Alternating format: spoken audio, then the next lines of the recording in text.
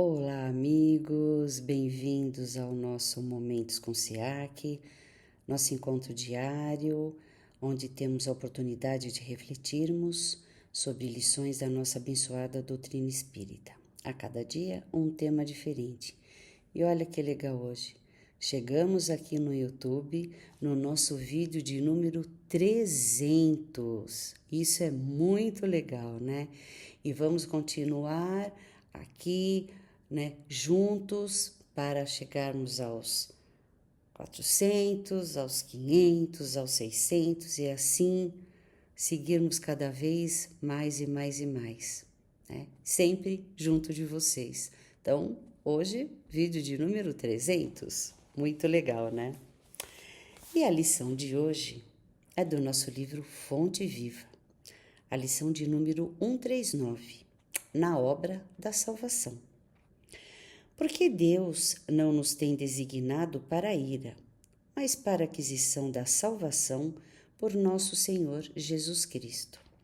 Paulo, 1 Tessalonicenses, capítulo 5, versículo 9. Por que não somos compreendidos? Por que motivo a solidão nos invade a existência? Por que razões a dificuldade nos cerca? Por que tanta sombra e tanta aspereza em torno de nossos passos? E a cada pergunta, feita de nós para nós mesmos, segue-se comumente o desespero, a inconformação, reclamando sob os raios mortíferos da cólera as vantagens de que nos sentimos credores. Declaramo-nos decepcionados com nossa família, desamparados por nossos amigos, incompreendidos pelos companheiros e até mesmo perseguidos por nossos irmãos. A intemperança mental carrega para nosso íntimo os espinhos do desencanto e os desequilíbrios orgânicos inabordáveis, transformando-nos a existência num rosário de queixas preguiçosas e enfermiças. Isso, porém, acontece porque não fomos designados pelo Senhor para o despenhadeiro escuro da ira, e sim para a obra da salvação. Ninguém restaura um serviço sobre as trevas da desordem. Ninguém auxilia ferindo sistematicamente pelo simples prazer de dilacerar. Ninguém abençoará as tarefas de cada dia, amaldiçoando-as ao mesmo tempo. Ninguém pode ser simultaneamente amigo e verdugo. Se tens notícia do Evangelho, no mundo da tua alma, prepara-te para ajudar infinitamente. A terra é nossa escola e nossa oficina. A humanidade é nossa família. Cada dia é um ensejo bendito de aprender e auxiliar. Por mais aflitiva seja a tua situação, ampara sempre e estarás agindo no abençoado serviço de salvação a que o Senhor nos chamou. Então, vamos lá. Estou com coceira hoje. O texto, ele nos ensina que nós, quando fala aqui, que não fomos destinados à ira, né? Mas sim a auxiliar o próximo, destacando que o verdadeiro progresso espiritual exige amor e amparo constantes, independentemente das dificuldades enfrentadas. Então, a gente tem conversado ao longo desse tempo que nós passamos pelas dificuldades, a gente passa pelos obstáculos. Só que o que nós fazemos? Nós queremos a salvação, mas o que nós fazemos? Nós vamos atrás, da reclamação, nós vamos atrás da indignação, nós vamos atrás da não aceitação. E aí a gente vai se afastando da salvação. E como lidamos com as adversidades diárias? Emmanuel aponta que muitas vezes nos declaramos decepcionados com a família ou incompreendidos pelos amigos. esse desequilíbrio mental e as reclamações constantes apenas atraem energias negativas e adoecimento. Então, nós temos que deixar de lado o vitimismo. Acontece qualquer coisa, a gente já começa a reclamar, né? A se indignar, a não aceitar, a blasfemar, nossa, aquilo, né? É como se o mundo tivesse acabado. O que nós atraímos com isso? Espíritos desorientados, né? Perdidos, totalmente afastados do amor do Cristo.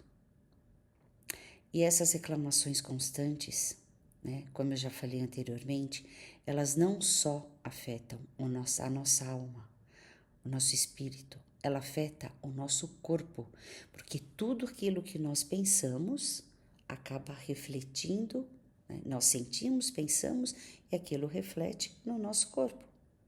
Obviamente, né, que coisas não boas pensadas ou sentidas refletirão em males físicos, né? Fora os males espirituais. Mas falar, ai, gente, é difícil. Gente, lógico que é difícil, né? Mas muitas vezes nós não queremos sair da nossa zona de conforto, que é o vitimismo. Tem hora que parece que a gente gosta de ser vítima. Vítima de quê? Vítima de quem? Vítima de nós próprios. Por quê? Né? Temos que reparar, temos que resgatar, né? Temos que prestar contas de algo que fizemos. Então, nós somos vítimas. Ai, os meus algozes. Nós somos o nosso maior algoz. Porque nós nos prejudicamos. E quando temos oportunidade de melhorarmos, o que a gente faz? A gente volta a ser o nosso algoz de novo. Nas reclamações, né? nas intemperanças, na agressividade. E aonde fica a nossa salvação? Pois é, então vamos mais um pouquinho. Não podemos ser instrumento de discórdia. Não conseguimos ajudar ferindo os outros ou reclamando das tarefas que a vida impõe. Muitas vezes, quando estamos passando pelas dificuldades, a gente acaba promovendo e provocando a discórdia mesmo, né, gente?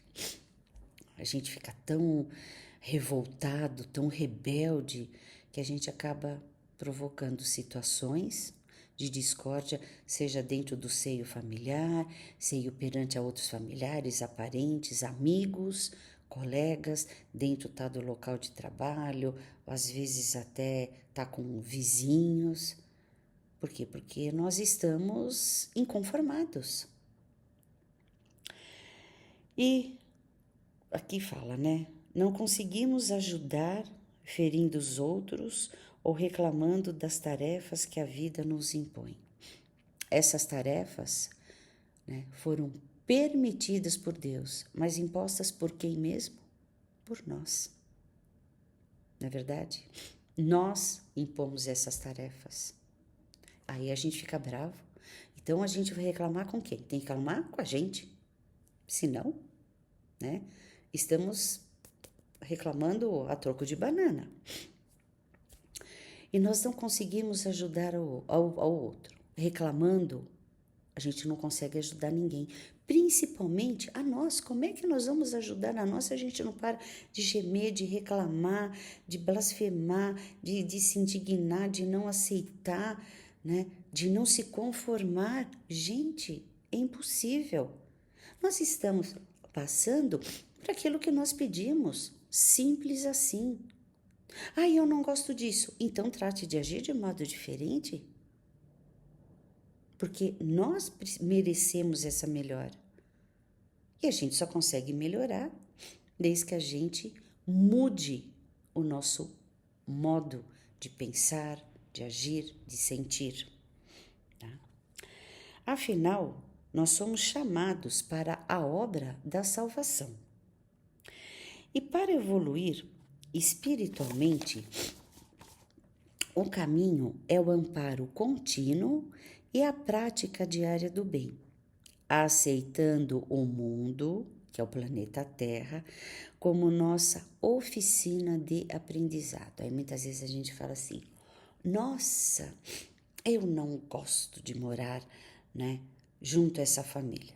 Como o Chico dizia, nós nascemos na família que precisamos e que merecemos, e vice-versa.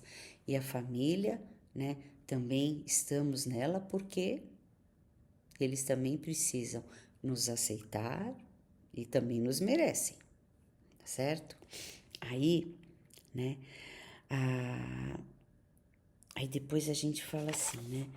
Ai, mas onde eu trabalho, né? O chefe é difícil e que nós já paramos e analisamos como nós somos como funcionários, seja da onde for, seja um emprego público, seja um emprego, tá, na área empresa privada, aonde quer que seja.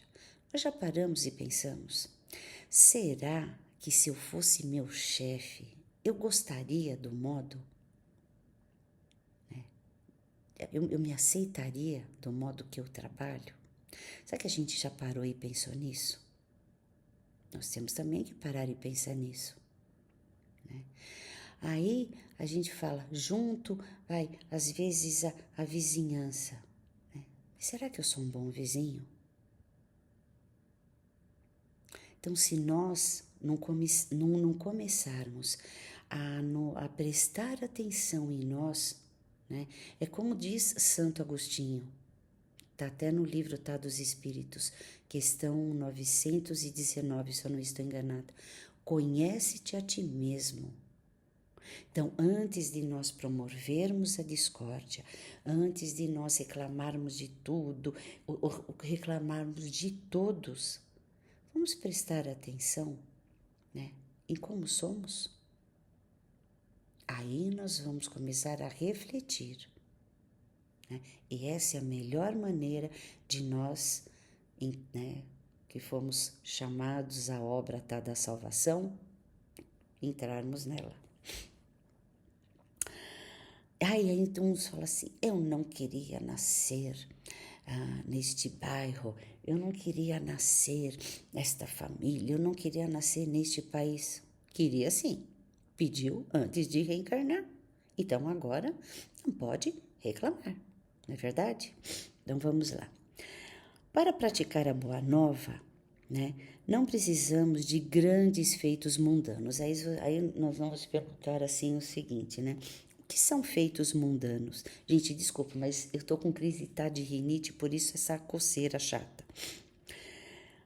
Os feitos mundanos são ações, preocupações e conquistas voltadas exclusivamente para ilusões e valores da vida material. O que seriam?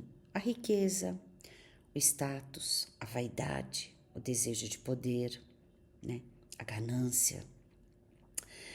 O apego a esses feitos mundanos acaba gerando um sofrimento físico ou, né, um sofrimento espiritual. Por quê? Porque aí vem a insatisfação, aí vem a inveja, aí vem a angústia. Nossa, mas se eu tenho a riqueza, se eu tenho tudo isso, né?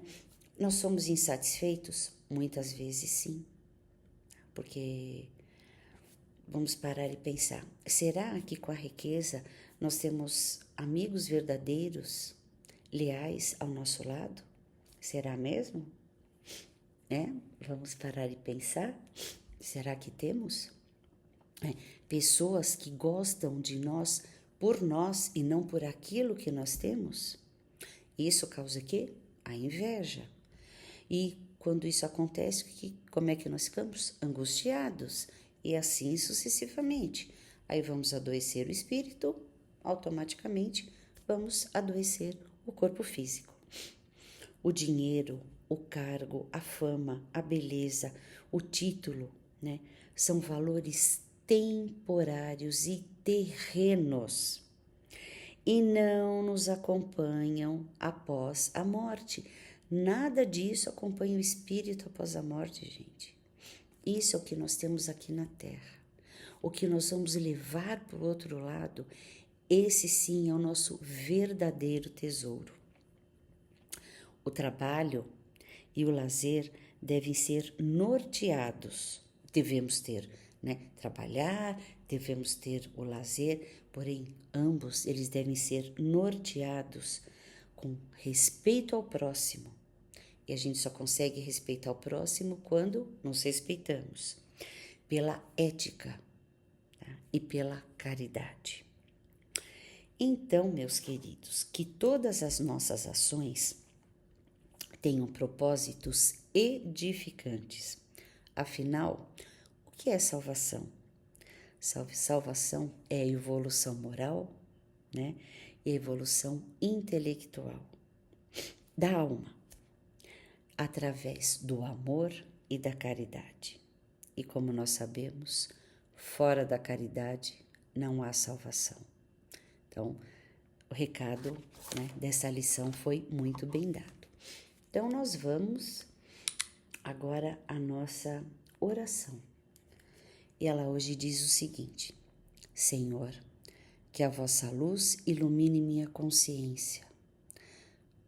Dai-me forças para vencer as minhas más inclinações, a humildade para perdoar e a caridade como guia. Que eu possa evoluir hoje um pouco mais do que ontem. Que a vossa vontade soberana se cumpra em minha vida. Então, nós podemos esquecer aqui, que a vossa luz ilumine minha consciência. Conhece-te a ti mesmo. E vamos vencer as más inclinações. Vamos deixar de reclamar, de blasfemar, de se indignar, de se inconformar, né? Vamos nos salvar. Certo, meus amores? E agora vamos aos nossos recadinhos. Entrem lá no nosso... Entrem lá nas nossas redes sociais para ficarem a par de tudo que está acontecendo lá na nossa casa, lá no nosso SEAC. Lá vocês vão saber sobre as palestras, sobre os eventos, tudinho lá, tá bom? Nossas canequinhas lindas, maravilhosas, elas estão à venda lá na nossa casa, ou se tiver interesse, podem pedir pelo Facebook ou pelo Instagram, tá bom? Nos sigam nas redes sociais.